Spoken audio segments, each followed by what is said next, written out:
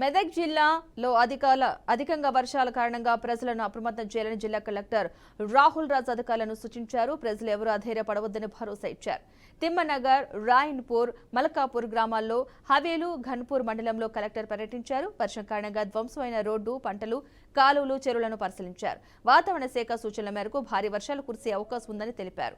జిల్లా యంత్రాంగం అప్రమత్తంగా ఉన్నారని, క్షేత్రస్థాయిలో ఎలాంటి పరిస్థితులు ఎదురైనా సమర్థవంతంగా ఎదుర్కోవడానికి సిద్ధంగా ఉన్నామని చెప్పారు.